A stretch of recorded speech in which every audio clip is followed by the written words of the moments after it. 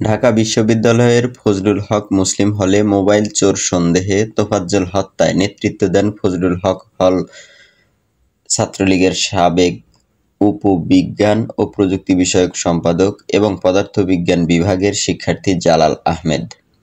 হলের প্রত্যক্ষদর্শী শিক্ষার্থীদের তথ্যানুযায়ী তোফাজ্জলকে মারধরে জড়িতদের মধ্যে আরও ছিলেন পদার্থবিজ্ঞান বিভাগের আব্দুস সামাদ, প্রাণিবিদ্যা বিভাগের সুলতান 2020-21, গণিত বিভাগের রাব্বি 21-22, উদ্ভিদ বিজ্ঞানের ফিরোজ 2020-21, মৃত্তিকা বিজ্ঞান বিভাগের সুমন 2021-22, সমুদ্র বিজ্ঞান বিভাগের ওয়াজিবুল 2021-22, ফার্মেসি বিভাগের মোহাম্মদ ইয়ামুজ্জামান এবং গণিত বিভাগের শিক্ষার্থী আহসান উল্লাহ 2018-19 সেশন।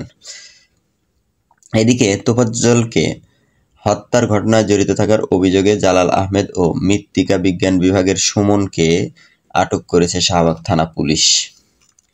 বৃহস্পতিবার 19 সেপ্টেম্বর বিশ্ববিদ্যালয়ের সহকারী প্রক্টর ডক্টর মোহাম্মদ রফিকুল ইসলাম বলেন, ফজলুল হক হলে মারধরের ঘটনায় জালাল ও সুমনকে আটক করে বিকেল 4টায় শাহবাগ থানায় নেওয়া হয়েছে। এর আগে বৃহস্পতিবার ঢাকা বিশ্ববিদ্যালয়ের ফজলুল হক মুসলিম হলে এক ব্যক্তিকে চোর সন্দেহে পিটিয়ে হত্যার ঘটনায় মামলা দায়ের করে বিশ্ববিদ্যালয় প্রশাসন।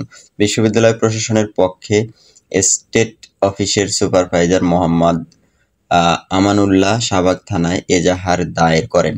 এজাহারটি মামলা হিসেবে রেকর্ড করা হয়েছে বলে নিশ্চিত করেছেন শাহবাগ থানার ভারপ্রাপ্ত কর্মকর্তা AKM শাহাবুদ্দিন শাহীন।